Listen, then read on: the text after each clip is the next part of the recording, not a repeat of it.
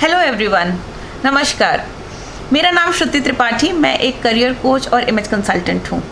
Welcome to career shorts and today we will discuss about college selection. मैंने पिछले episode में subject selection के ऊपर कुछ बातें आपको बताई थी और मैंने आपको बोला था कि कुछ फैक्टर्स हैं जो आपको कंसिडर करने चाहिए सब्जेक्ट सिलेक्शन के time at when you are in class 11th। अब जब आप क्लास 11-12 कर लेते हैं, आपके बोर्ड एग्ज़ाम्स का रिज़ल्ट आ जाता है, उसके बाद जो सबसे बड़ा टास्क होता है वो होता है कि अब मैं किस कॉलेज में जाऊं। एंड कॉलेज जाना हर स्टूडेंट का एक ड्रीम होता है। हर कोई घर से निकल के, अपने स्कूल के मोनोटोनस लाइफ से निकल के कॉलेज की तरफ बहुत ही एक्साइटमेंट से देखता है। तो जब बच्चे कॉलेज सिलेक्ट करते हैं तो उनको किन किन चीज़ों का ध्यान रखना चाहिए वो आज हम डिस्कस करेंगे। अब जब आप कॉलेज सिलेक्ट करते हैं तो कुछ 7-8 चीज़ें हैं जो आपको बहुत ज़्यादा ध्यान देने वाली हैं। सबसे पहली चीज़ है कि रेपुटेशन।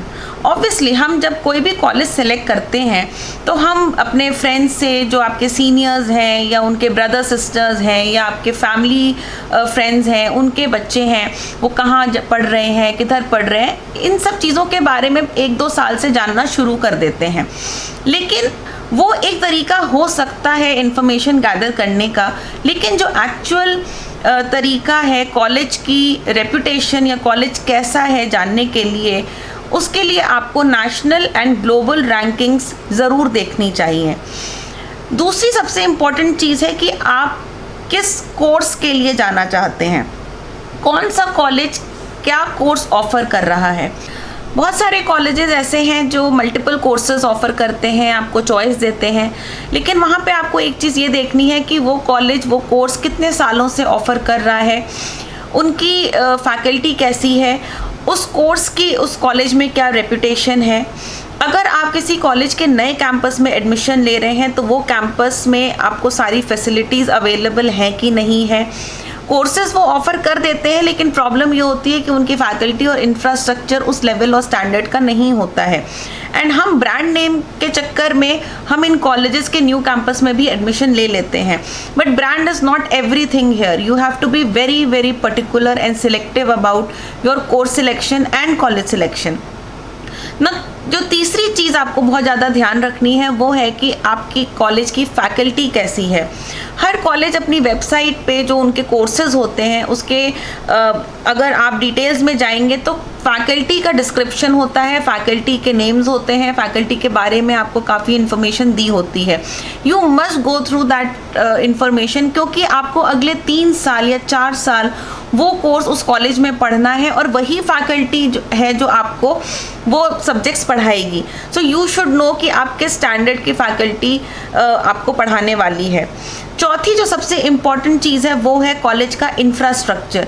जनरली जो प्राइवेट कॉलेजेस हैं दे आर मेकिंग श्योर कि एक अच्छा एम्बियंस वहाँ पे क्रिएट हो, इंफ्रास्ट्रक्चर आपको अवेलेबल हो। लेकिन अगेन एज आई सेड, जो पुराने कॉलेजेस हैं वहाँ पे इतने सारे मल्टीपल कोर्सेज चल रहे हैं कि जो इंफ्रास्ट्रक्चर है वो तो पुराना है और मे बी उनको एक्सपैंड करने का ऑप्शन उनको नहीं मिला है। तो कई बार वहाँ पे they are cutting corners. Either they are offering these courses in their new campus where either they are under construction और दे टेल यू कि ये पूरा हो चुका है, बट जब आप एक्चुअल में वहाँ जाएंगे, कैंपस विजिट करेंगे तो आपको लगेगा कि बहुत सारी फैसिलिटीज़ अभी भी वहाँ पे अवेलेबल नहीं है। Fifth, the most important part is fees and cost. Now, if you are going for private colleges, obviously आपको रेडी होना पड़ेगा कि आप एक अच्छा hefty अमाउंट फीस के तौर पे आपको वहाँ पे देना है। Now, there are many families who can afford these colleges. It is not about affordability. It is about कि आपने जितना पैसा वहाँ आप दे रहे हैं उसका रिटर्न आपको वहाँ मिल रहा है कि नहीं मिल रहा है। So you should be very very careful while analyzing these colleges that which college is offering you at what cost. Now जो गवर्नमेंट कॉलेजेस हैं वहाँ पे फीस एंड कॉस्ट काफ़ी कम होती है, लेकिन येस उनके सिलेक्शन क्राइटेरियाज बहुत ही डिफ़िकल्ट होते हैं, उनके स्टैंडर्ड्स बहुत डिफ़िकल्ट होते हैं। And generally you have to go for all India entrance examinations which is not very easy to crack. And उसके लिए आपको कम से कम 6 महीने से 8 महीने की डेडिकेटेड प्रिपरेशन की ज़रूरत है। अब हम 6 पॉइंट पे आते हैं कि जब आप कॉलेज में जा रहे हैं तो obviously most of the colleges you are opting for are not in your home town, आप अपने शहर से बाहर जा रहे हैं। तो ऑब्वियसली जब आप बाहर जा रहे हैं तो आपको हॉस्टल फैसिलिटीज़ की भी ज़रूरत पड़ेगी। अब ये कॉलेजेस आपको हॉस्टल प्रोवाइड कर रहे हैं कि नहीं कर रहे हैं, आपको फर्स्ट ईयर में हॉस्टल मिल रहा है या सेकेंड ईयर में हॉस्टल ऑफर हो रहा है, ये सारे प्रॉब्लम्स जो हैं आपको पहले ही सॉर्ट आउट करने पड़ेंगे। अगर आपको हॉस्टल नहीं मिल रहा है तो क्या उस कॉलेज के आसपास अच्छे पेइंग गेस्ट ऑप्शंस अवेलेबल हैं? Most of the engineering colleges are out of the town, या इवन मैनेजमेंट कॉलेजेस भी जो हैं वो आउटस्कर्ट्स पे हैं। तो वहाँ पे जो बच्चे जाते हैं उनको कई बार पीजी के अच्छे ऑप्शंस अवेलेबल नहीं होते हैं, and you have to live with whatever hostel facility is given to you. तो ये दोनों चीज़ें भी बहुत इंपॉर्टेंट हैं, क्योंकि जब तक आप रहने का अपना कंफर्टेबल नहीं करेंगे तब तक आप पढ़ाई में ध्यान कैसे लगाएंगे? You can not be bothered about your living and at the same time studying also, it is not possible.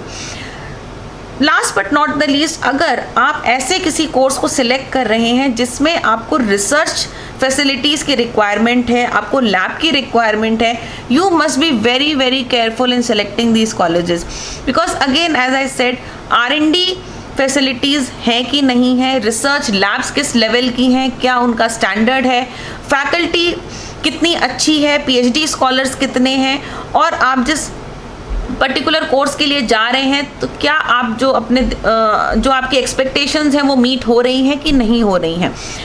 And after that the one point which is very very important is traveling, because आप जब 3 साल या 5 साल के लिए college में admission ले रहे हैं और आप अपने होम टाउन से आपको उस कॉलेज में बराबर ट्रैवल करना है, and it is the distance is quite a lot, तो आपको देखना पड़ेगा कि आपकी इकोनॉमिकल ट्रैवलिंग कैसे हो सकती है, आप ट्रेन्स आपके लिए अवेलेबल हैं कि नहीं है, आप हर बार फ्लाइट अफोर्ड कर सकते हैं कि नहीं कर सकते हैं, आपको डायरेक्ट फ़्लाइट्स की फैसिलिटीज़ वहाँ पे मिल रही है कि नहीं मिल रही है, आपको बस सर्विस की भी रिक्वायरमेंट है कि नहीं है। Specially for girls you should be very very careful in selecting this kind of campus which are out of town, क्योंकि अगर आप ऐसे किसी कॉलेज में पढ़ रहे हैं जिनकी ट्रांसपोर्ट फैसिलिटीज़ अच्छी नहीं है, then it's a area of concern for you, because safety comes first. So ऐसी कुछ फैक्टर्स हैं जो आपको अपने दिमाग में रखना बहुत ज़रूरी है जब आप अपने कॉलेज सेलेक्ट कर रहे हैं और अपने कोर्सेज को सिलेक्ट कर रहे हैं,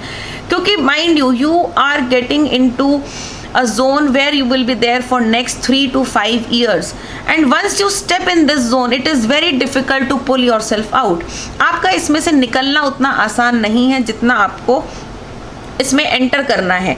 तो आपके लिए ये बहुत ज़रूरी है कि आप कॉलेज सिलेक्शन को एक इम्पॉर्टेंट डिसीजन माने अपनी लाइफ में, और उसको बहुत अच्छे से गाइडेंस के साथ, हेल्प के साथ, अपने पेरेंट्स के साथ बैठ के सारे प्रोज एंड कॉन्स सोच समझ के उसके बाद ही डिसीजन लें।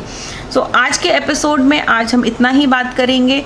आगे जानने के लिए please keep following my channel, and आप जहाँ भी रहें अच्छे से रहें, सेफ रहें। अगर आप करियर रिलेटेड कोई और जानकारी जानना चाहते हैं, आप कोर्सेज़ के बारे में जानना चाहते हैं, आप कॉलेजेस के बारे में जानना चाहते हैं, तो मेरे वेबसाइट का लिंक नीचे मेंशन है, आप उस पर क्लिक करें, आप उस वेबसाइट को देखें, एंड आपको उसमें बहुत इन्फॉर्मेशन आपके लिए मिलेगी। Thank you so much, stay safe, stay happy, bye bye.